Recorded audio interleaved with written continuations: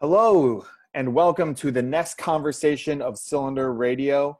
Um, this one is also getting released on the same day of my last one with Royal Ellis, Officer Ellis, and getting his take on everything that's happening. This one is with a former student of mine, Calvin Scott, who is experiencing a very different element of this, but he has a story, and I wanted to give him a platform. One of the best things about having my podcast and Instagram and YouTube is to be able to give a platform to people that I think need to have a platform. And I tried IG Live yesterday, and Instagram screwed up, so I lost that. So I'm just going right to the source and being able to make a podcast here. So what I'm trying to get here is different perspectives. We know the CNN perspective. There are certain people that have voices that I respect and look at and listen to. You know, I listened to Killer Mike, made a great speech last night, but I also follow social justice advocates like Shaun King, and I follow, conservatives like Candace Owens, and I'm trying to make sense of all this. But I also have people in my life that I can, pick up and give a voice to and hear their perspective. So Calvin, thank you. I've been meaning to get you on this podcast for a while, just because I just respect you a lot. Yeah, it's been a little bit. It's been a little minute. I knew you when you were a kid, like you're a 16-year-old troublemaker. And we kept in touch. And what actually, I just said this to you off the air, but I want to tell you, like, when I started my social media, a lot of people were like, "What are you doing? What are you doing?" And you were one of the first, maybe the first student of mine that reached out and said, like, "Hey, what you're doing is awesome. It's great. If I can help in any way, let me know." And that was like really encouraging, Calvin. Like, that was encouraging to me getting started, like expanding my classroom online. And you've been, encouraging me to do this, from the get-go. So having you actually on my platform is long overdue. Thank you for being here. Thank you for allowing me to be here. But also, like I said off the air, you are somebody who takes things very serious, and I know you're not going to beat around the bush, and you're not going to try and turn it into something that it doesn't need to be, something insidious and nasty. So, Of course, I'm going to give my encouragement. I believe that everybody, should have encouragement. And if there's anything I can do to help, why not? Especially when you're spreading a positive message. Yeah, I'm trying to. Now, you went to a protest in Los Angeles last night over what's happening in Minneapolis, the George Floyd events and everything like that. And just a little background about you is you are not someone that I know to be someone who goes on a lot of marches. You're not what I would call like a social justice activist or social justice warrior. That's not really who you are. And yet you went to this. So I was really intrigued. Like this is something different because this got you to see something here that was really important to you. So can you just walk us through kind of what your thinking was from beginning to end with the George Floyd incident? What was happening in your mind? Maybe a little bit about why this might resonate with you, specifically like your background, and then what happened last night. Yeah. It was actually a process that led me to even wanting to go. At first, I believed it to be a distraction. I believed it to be a distraction in the media. But after a while, it just seemed to matter less and less whether it was or was not, and just mattered that a man had just lost his life. And I go back and I look at the video, and I try and look at it from as many different sites as possible so I can get the broadest spectrum of what happened. I'm just like, I was in the military myself, and I'm just like, dude, what? I would have literally got NJP and lost everything for doing a quarter of what went on. And it just shook me to the core. And I feel like if something like that can happen and then you just fire a guy. Yeah. I don't know. It just makes me not feel safe. And where I do come from, a lot of people do have a very bad outlook on the cops. And that's a reason why. And I also went to the cadets too. But last night, after getting detained for basically no good reason, it's just like, it adds fuel to the fire and lets me know that there's a reason why this is being done that's bigger than not only just getting justice, but getting the change. One of the things that came up in the last podcast was Royal said that, you know, there are people who are out on the hunt for racism. They're looking for racism. They're trying to find it everywhere in everything. And that's not you, though. You don't look for racism when it's not there. From what I know, maybe I'm wrong, but you seem to be someone who is not, you're not someone who calls racism just because a white person does something to a black person. You don't see that as racist just on the surface. Not every situation is black and white. And like I said before, a lot of people confuse racism, prejudice, and discrimination. Those are three very different things. They have some gray areas, some areas that may seem to overlap a little bit, but the very definition of racism is the feeling of superiority to a group of people. And now, I think what happened is a mix of a lot of different things, but no, I don't call out everything for being racist, because it's not. You need to look at the surrounding story. You need to look at their both point of views. Mm-hmm. And then you need to look at what the actual facts are. So what happened last night? So I was looking at the news and I was like, you know what? Let's go. I was with my best friend, Nick, and he was like, all right, bro. Because, like, we're both black guys and it just pisses us off to see things like this. We watched the video, like, more than a couple times, and it's like, wow, I can't breathe. Yeah. For what? Yeah. You would think maybe 2-3 minutes, 4 or 5 minutes, 6-8 minutes. No, 9 minutes 9 total. Minutes, yeah. You on my man's neck. And even there's people really out there saying, "Oh, but that's not a killing thing." But sorry, I got a call. I don't know if that interfered. No, all good. Continue. It's fine. Yeah, they'll be like, it's not a killing thing. That can't take away the airway completely. And it's like, but on top of that, he is already in handcuffs. Right. On top of that, it was a non-violent call. Right. $20? Yeah. Are you serious? Nah, and then it's like, it's just a buildup. It's a buildup. We just had what happened with my man, Arbery, who was Ahmaud Arbery. Yeah. Yeah, he was gunned down. It was an execution, and he was let off by everybody. It was a slap in the face.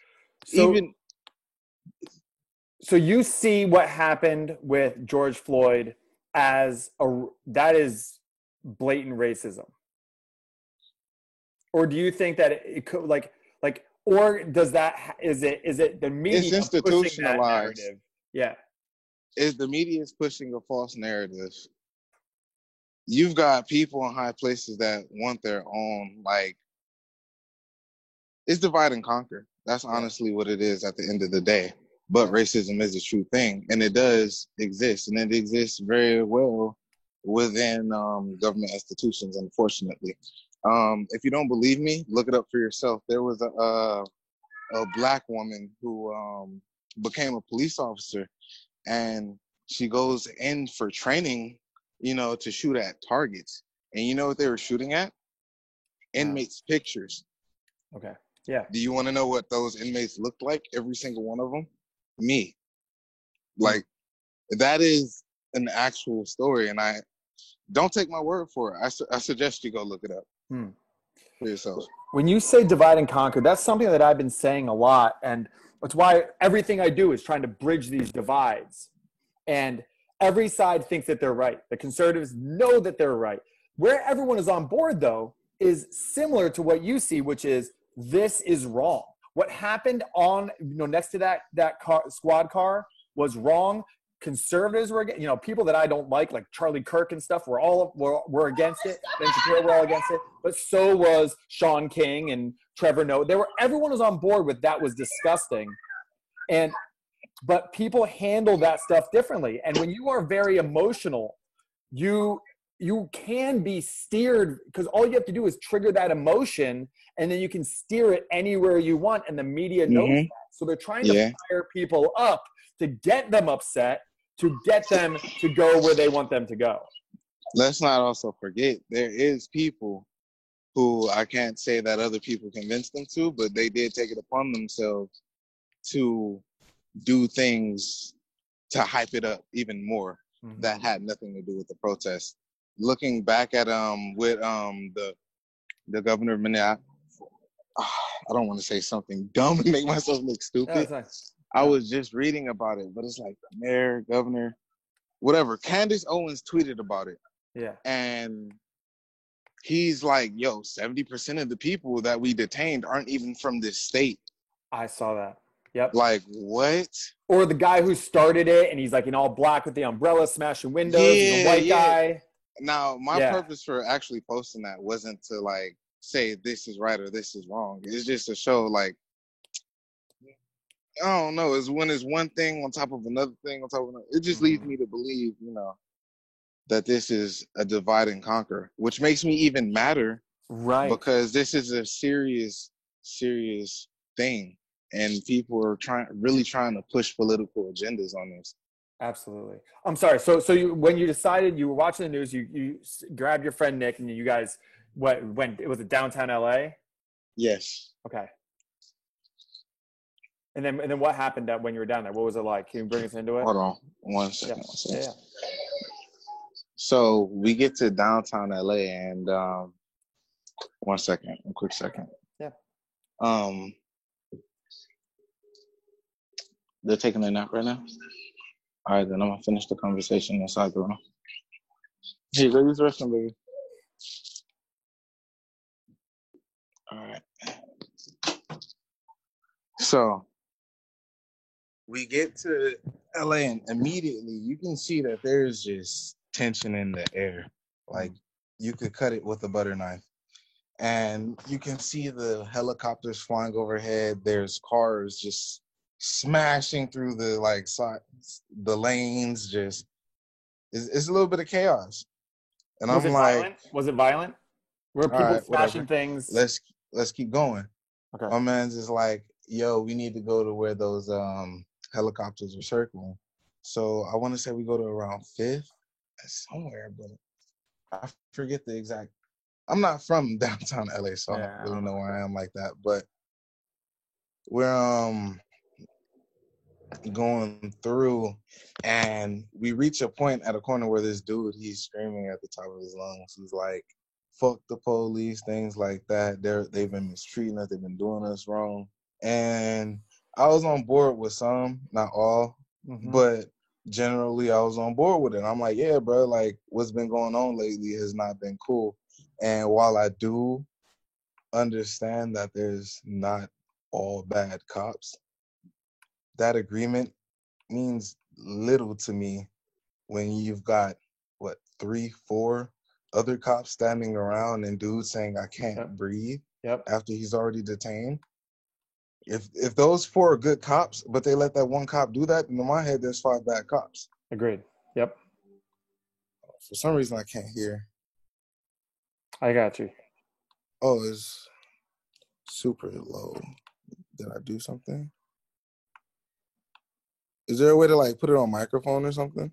I don't know. I mean, I still did it. I did it. I found it. Okay. No, I still got you. So after a while, it starts escalating. People begin, to fight amongst each other a little bit.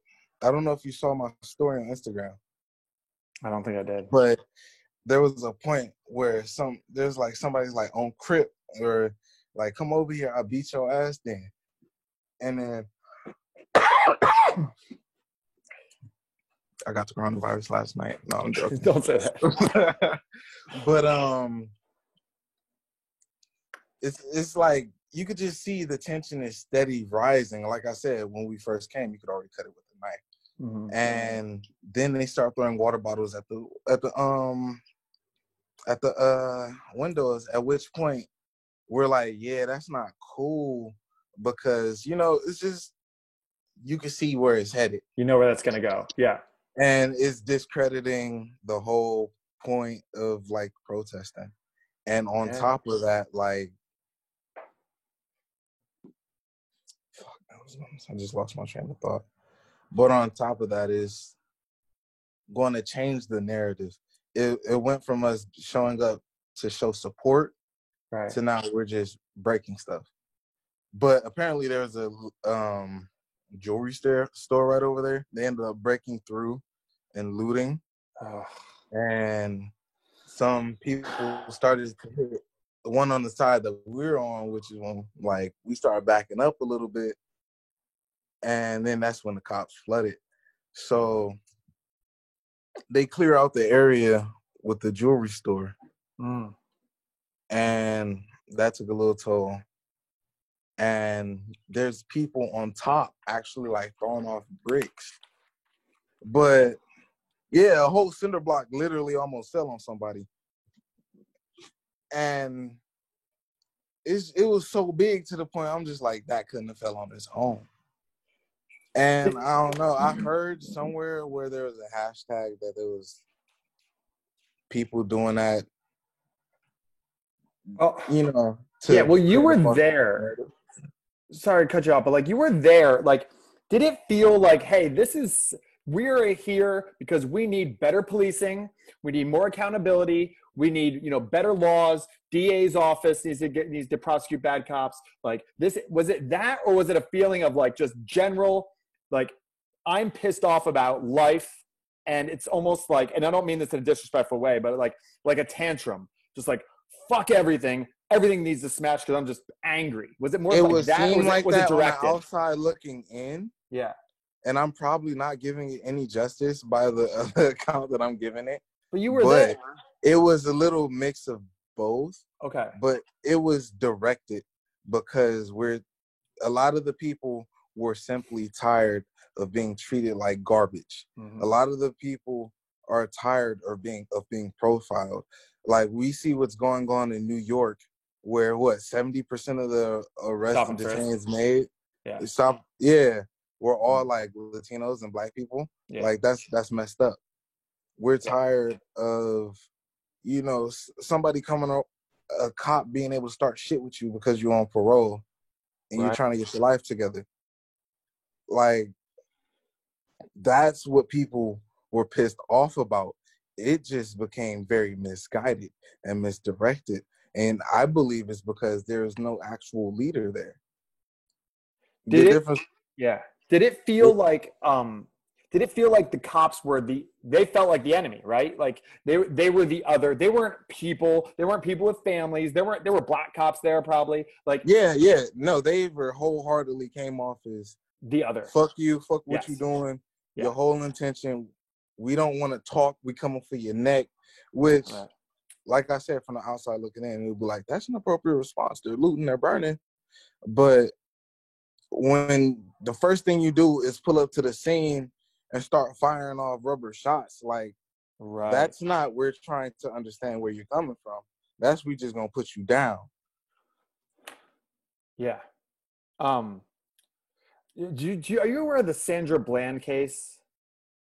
I heard a little bit about it. She was pulled over, and I read about it in detail in Malcolm Gladwell's book. But basically, there's this feeling that a lot of cops, like, you can't appear weak because it's such a dangerous, terrible job that if you appear weak, people will hurt you. People will take advantage of you. So you have this idea that you got to present like, I'm super tough. I'm not going to give you an inch, because if I give you an inch, you're going to take a mile and try and kill me.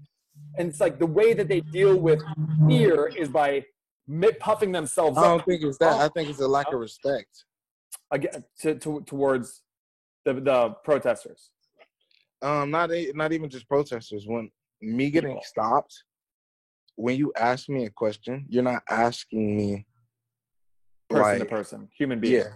Yeah. You're asking like, yo, you really have no other option. Either you can sit here and do what I'm telling you, or I can play games with you and make your life even harder. Because they have the power. Yeah, Yeah. that's the problem. Yeah. Yeah. We look at police officers like you have this power that far exceeds anything. You are above the law. Laws don't apply to you type of mentality. Yeah, if I mess up, my brother got me. Yeah. Yeah. Like it's crazy because I can't really speak on it from a police perspective, but from a military perspective, it's like, you my brother's keeper. I'm gonna look out for you. Yeah. But it's like, you know, I guess I just wasn't trained the same way, and we wasn't trained the same way because that all seemed very off to me. But you were trained better. And one of the things that Royal was saying is like, he's like, we're not trained enough. He's like, I forget what he said, but it was something like 6 months of training for the police department. And then 1 year of training or 1 day of training per year. It's just, are you nuts? Like, this is a job that you need to do mental health training, mindfulness training, physical training, jiu-jitsu training. Like, you need all of these different things, and they don't get any of it. That's a huge, it goes beyond, like, I guess that's what I'm trying to get at is I don't disagree, or I don't see this as not a racial problem. I think it is a racial problem, but the racist part of this seems like a part of it. Yeah. It's a lot bigger than racism. And when we focus just on the racism, we're missing the real problem here, which is law enforcement is bad in America. And that's not the only problem. Like I said, when I was happy showing up because we're like, one of the problems we were trying to go against was getting justice, but the bigger thing that we wanted was change. Yeah. Like, that's the problem. There is no change. Everybody's like, it's either his fault or we're going to like dress it up. Like, here's a turd, but it's a golden turd. Like, right. Yeah. So what happened? How did you get detained then? I mean, that's why I reached out to you this morning, is I saw you posted something about how you were detained. And so after, like I said, like the bricks and stuff were flying, tensions were just hitting a peak. Right. So they started shooting off rubber bullets after they had cleared out, just trying to basically establish a cordon and perimeter. And well, after a while, people were like, it just seemed like a scare tactic for no reason. Well, I mean, I guess it wasn't for no reason because of the jewelry incident, but you know, nip that in the bud. You have to nip that in the bud because you can't have downtown LA on fire. But even then, even after there was no fires. Well, where I was. Yeah, well, not yet. Yeah. Well, by the way, but even after it's cleared out, there's no need to do all the extra stuff. Okay. Y'all got money for all the extra BS and cars and, you know, the new chargers and all that. You can hop on the microphone and be like, yo, like, we need this to clear out. Like, this just happened. Whoop-de-whoop-de-whoop. We understand that you want to protest or whatever. Because when I was detained, I actually spoke to the cops too.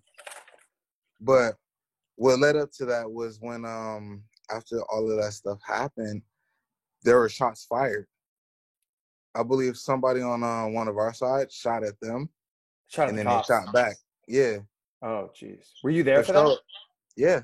Oh, jeez. I believe I got the very first, and then that's when I just took off.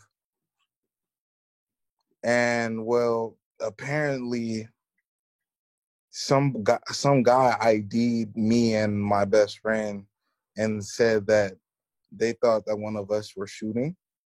Oh my God. So they actually came and got us because we were in like a crowd of like 50 to like 100 of people, and we are all running. So was the crowd mostly black? What was it? A mix? What was it? Oh, it was mixed. It wasn't just blacks. Okay, it was Hispanics. It was blacks. It was even Caucasians out there too. Yeah. It was everybody. So they stop us and we're running and we think we're about to get away, and they just pull up around the corner. And it's not so funny. It's not funny, but well, dude, thank God you didn't get shot. It's like I see a dude come out like with a baton. He's like, He's just like, oh, I'm about to fuck this guy up, and I know I'm about to get hit. So like, it's funny to me because I'm hitting the ground. I'm like, no, I got my 2 kids at home. I'm not trying to get shot or anything, especially when I didn't do anything. Yeah. Well, so yeah. Thanks. Yes. Thank you. Please don't get shot. Yes. So I'm that's running. a real thing. I hit the ground, and I still get hit with the baton. I'm like, what the fuck, basically. Was it a white cop? I think it was a Hispanic cop. It actually doesn't really matter. That's the thing, yeah. Were applying too much force to my homeboy though. Like he had the dude had his like knee on his head and all of that, and it was like 3-4 people on us, and like they were just searching the dog crap out of us. Like they invaded our privacy to the max, and I could understand now. What they say, reasonable suspicion. Mm-hmm. Well, shots were fired, yeah. Cool. But if I had a gun on me, when I pulled it when y'all ran up on me, yeah. Also, when I was on the ground, they mostly started searching me after the cuffs were on. You might as well have told me what I did by now. I didn't get told what I was even there for until they're like, yo, do you know why you're here? No. And a crowd had formed around us, and actually they just ran us back to the place, and I'm thinking I'm about to get my ass whooped, honestly.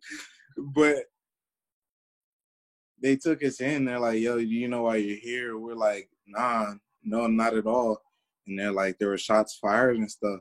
And we're like, well, what does that have to do with us? You already searched us. They searched us like 3 times while we're on the ground. Right. They, we weren't there for like 10 minutes or anything like that. We were there for like maybe a good 5 minutes, but they searched us reasonably. I might have had a small hole, maybe about the size of like my pinky right there on the inside of my jean right here. I have a hole like this now. Like, they weren't playing at all. But at the same time, the way they went about it, even me being a cadet and in the military was like, dog, you're fucking up. Like, this is what makes me agree with what they're saying. This is what makes, like, rioting isn't cool, but at the same time, you know it's not cool? Simply firing somebody after he purposefully murdered somebody else. Right. Or giving somebody a couple months and then parole. Well, we don't know what's going to happen to him yet. And one of the things that, and I want to get your thoughts on this, Calvin, like one of the things that I was thinking is I look back on the LA riots and I go, well, no, but that has happened in the past though. It has, but like, I'm wondering, like, was it a lack of faith that this will turn out the way it's supposed to? Because we didn't, I say we, but like, you know, the rioters didn't wait to see like what's going to happen to this Derek Chauvin guy. Let's see what happens. And if they fuck this up, then we're gonna be out. I mean, I think they waited long enough arrested, when he got fired. I think that's slapping up in the face. But he's charged with 3rd-degree murder, right? So is that if he gets convicted? I don't know. I guess they don't see it as premeditated. But if let's say he gets convicted, he gets 20 years in prison. Like maybe he should get life. But let's just say he gets 20 years in prison. To some degree, that's justice is served. But what Officer Ellis thinks, to some degree, to even have to say to some degree, there's something inherently wrong with that. I agree. At least to me. Yeah. No, I know. I agree with you. I hate to cut you off, but also they're trying to water it down and find any little loophole to get out of it by, oh, he had other respiratory things going on with him. Dog, did you see his neck? Well, that's what they said about Eric Gardner too, that he was, he was overweight and it was a heart attack. It's like, no, that's not, this isn't. Even if it was, yeah, you was on my man's neck for 9 minutes. Right. Let it have been a son of his or his daughter, and I had my neck or my knee on her neck or his neck or his mom's neck.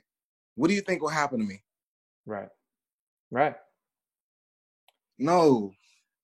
And trying to find any other narrative other than owning up and saying we need to take responsibility and we need to implement a change, I don't think is going to be adequate.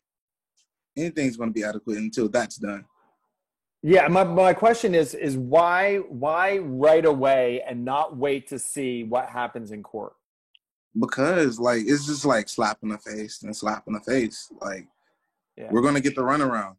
Yeah, it's just been down the road too many times.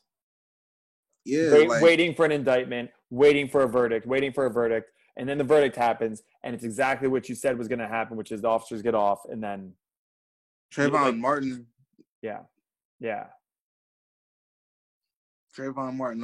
What was his Zimmerman? Didn't he go to court George like Zimmerman. what? He got in the same BS like twice, right? Yeah, he did something else where he wasn't even a cop. He was a self-appointed neighborhood watch guy. Like, I mean, exactly. Yeah. So we've had a lady who was dragged out of her car on the highway and beaten to a pulp. Yeah.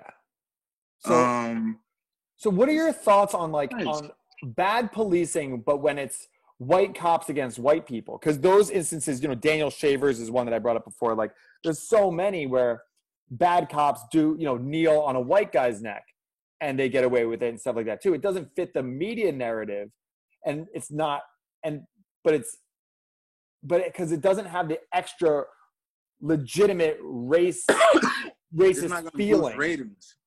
Huh?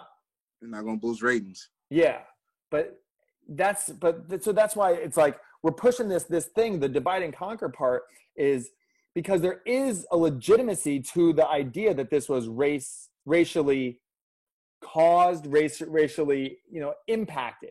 That if this was a guy who looked differently, then I'm guessing that Derek Chauvin would go, well, I can't put my knee in the back of this guy's neck. Shooters who've been like escorted out, like like mass shooters and stuff. And they might say that's not an immediate threat, but the thing is, George Floyd was also not an immediate threat. Like he wasn't a threat at all. It's what you appear even if you got away with $20 of merchandise, it's insured merchandise, right? And then what? The bank's going to catch it. Yeah, Calvin, what I'm saying is the way we view people, who is a threat and who isn't. We see a mass murderer that's a little white kid, like, Nicholas Cruz or whatever it is, and say like, oh, well, he doesn't look like a threat. But George Floyd, who is actually not a threat, fits the narrative. What does a threatening figure look like? And a lot of the narrative is, Calvin, it looks like someone like you. And that's where the racial element comes into this, is what we as a society have decided is a threatening thing. It's like when you can call the cops on me because I'm trying to put up a lemonade stand for my kid. Yep. When you can call the cops on me because I'm trying to have a birthday party at a park. Yeah. And barbecue. What? And then cops actually show up and then I make it seem like I'm having a problem because somebody was simply uncomfortable with me, my color of skin tone. That's what it comes off of. Like, I know people personally who have called the police because a suspicious, quote, air quotes, suspicious person was walking in their neighborhood and it was just a black guy for a walk. So like when the Ahmaud Arbery thing happened, I go, oh, I know kind of what that is. I've seen that. And I've also, my in-laws have been robbed 3 times at gunpoint by black guys. So that's what makes it so complicated, is that there are racist people. Not saying my in-laws are racist, but there are racist people who are racist because if it would have been 3, Irish redheaded people that robbed them, that they would be scared of redheaded people. There's that element. Would they? Too. Yeah, probably. Well, I think, just because it's like I have a history of being hurt by this group. So there's that element that as makes well. Sense.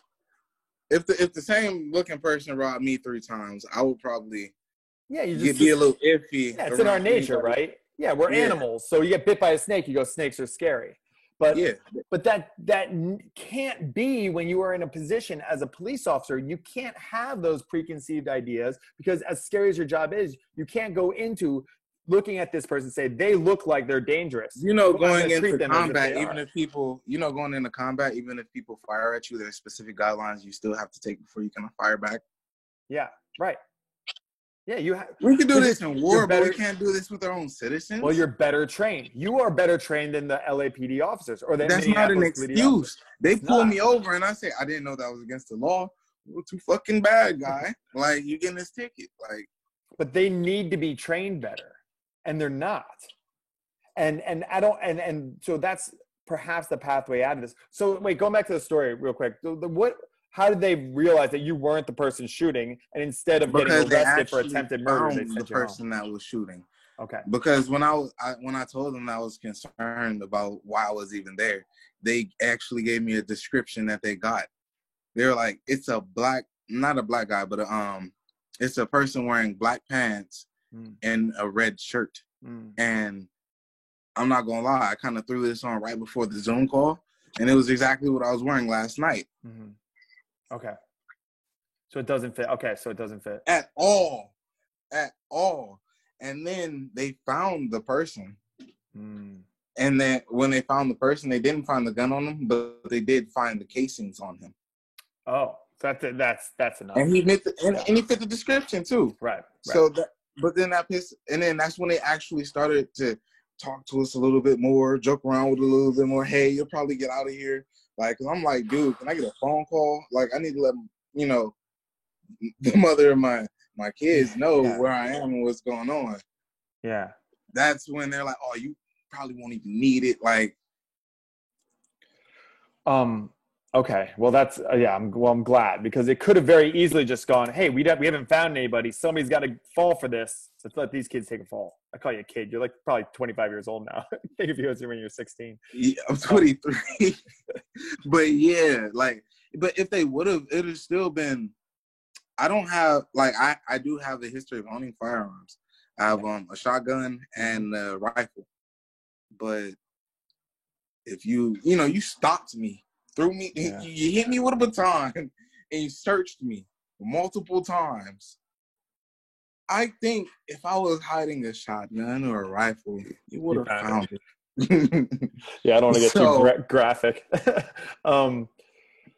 So, look, moving forward, the suggestions that I keep putting out there sounds very hippie-ish. It sounds very utopian, which is like, let's get better training for the cops. Let's hold DAs responsible. Let's look at each other as human beings and care for one another and promote help building communities and finding meaning in your life and all this kind of stuff. But what do you see?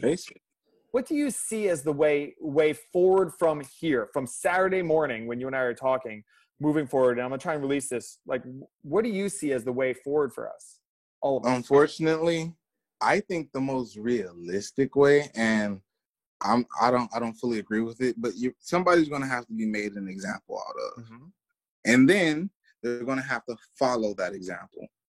And what I truly believe would actually really help is if they can integrate the public some way in the police force. And I'm not talking about Toys for Tots. I'm not talking about coming in for training or doing volunteer ride-alongs. I'm talking about having how you have a health inspector for a burger stand or something. Maybe you have just the actual public just come in and see what's going on. Educate the public along with the police officers. You got to build an actual relationship here. And relationship with the police department. Yeah. Like they're members of your community. Yeah. We need to steer it a little bit away from specifically honing in on police officers and just private businesses too, because then that takes away the humane aspect of it. What about when it comes to racism and healing those wounds? I have my issues with the social justice warriors because not because I don't think that we should be studying and focusing on racism, just because I don't like the way that they do it. I don't think it'll help. But I think more hurt feelings and stuff. It's a really important thing to get right, I guess, is the way I see it. So what is your take on how we heal these wounds that go back to the very beginning? How do we heal this in a way that you feel like is reasonable and could get somewhere positive? Well, that's going to take a lot of time Mm-hmm. and understanding. But what we could start by doing is education. I don't believe in slave reparations because, well, first off, you did nothing specifically to me. I can't blame you for what your forefather did, if your forefather did anything. Also, how do you even put a financial amount on that? And in my head, it kind of makes it like, we did you like this, but if you would accept this as our apology, it makes all it good. okay. Yeah. And also, adding money to a problem doesn't usually make the problem better. It makes the problem worse. So what I think the only thing that we can do is fix the education. Fix the educational system, and everything after a while will start to fall in place. Can you give me, because that's my world. So like what specifically in the education system? I think what a lot of people would say when they hear that is more anti-racist education, more social justice education, which is what I am actually trying to not bring about because of the way that it's done again. So what would you think? Because I know you to be a reasonable person when it comes to this area of like social justice, anti-racism stuff. As long as humans are humans, we're always going to find a stupid reason to dislike another person. Mm-hmm. We just need to come to terms with that. But what we need to promote is freedom of thought, thinking for yourself, looking at things from your own perspective. And people who do that, you look at them and they usually got too many things to do with their life than to focus on why they dislike another person. Mm. For example, look at Elon Musk. He's not worried about, I'm not saying that he's not worried about what's going on now, but I'm pretty sure in his average day-to-day, he's not looking for reasons online why to argue with somebody about liberal or conservative BS. He's got his mind. He's working towards something. He in the sweatshop trying to make a change. Yeah. And that's what we need to promote. We need to promote failure, actually. And more specifically, learning from failure and growing from that. That's the only way we're going to do that. Because just like the Chinese government, America does not own up to its own mistakes.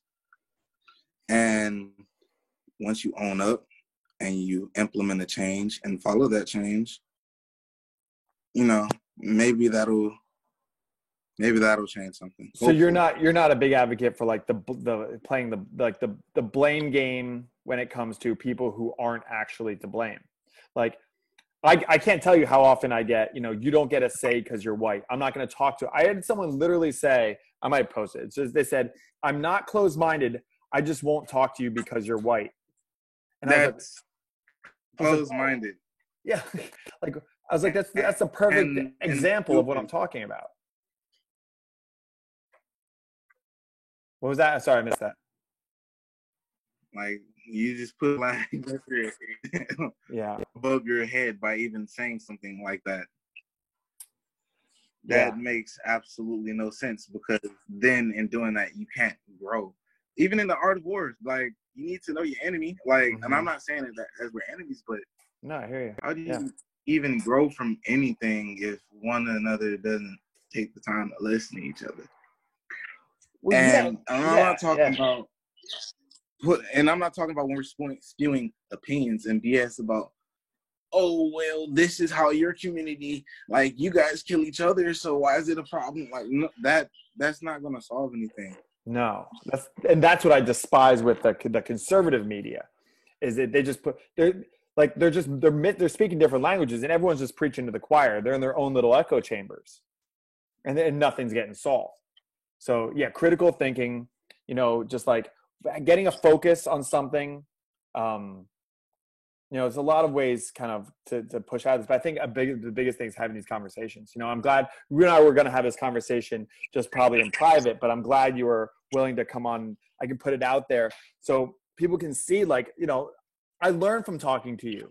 You know, like I learn from talking to Royal. I learn from talking to my white, activist friends, and I learn from talking to my, white conservative friends, and I learn from talking to my Filipino mother-in-law. And I feel like you should learn from everybody. You learn from everybody because everyone has these experiences, takes, and that's a big part of it, is seeing everyone as a human being. Clearly, Derek Chauvin did not see George Floyd as a human being, that we are connected. He needs to do some mushrooms or something, man. Like, he needs to see that we are all connected. And Literally like we are all a part of this system together. And this is where I get really hippie and like utopian, but like, we have to promote that in school. This isn't us versus them. And that's the problem I see with the social justice, is it's more of us versus them. Instead of us versus the cops, it's black people versus white people, or woke people versus not woke people. Stop the division, stop the tribalism, which is very hard to do. Us. Yeah. It's us versus us. Like, a problem that I also have with my own community is like, they'll be like, everybody's from, the motherland, Africa. And I'll be like, well, if that's the case, then why do you have such a problem listening to somebody, who doesn't look like you's point of view? Like, makes no sense to me. You're just closing yourself off to another way of thinking, and in doing that self, you're disabling your own growth. Yeah. And the problem isn't just black and white. Like, it's so much deeper than that. It's those people who are very racist, they're usually very insecure with themselves and like have a lot of hate towards themselves, anger towards themselves, and don't even know the people that they're hating on. Like, for sure. And we all got to do better. The last thing I want to say, just in closing it out, is like the importance of nuance is so important. I was sent the Trevor Noah was talking about everything that's happened, and breaks it down. He has a valid point of view too.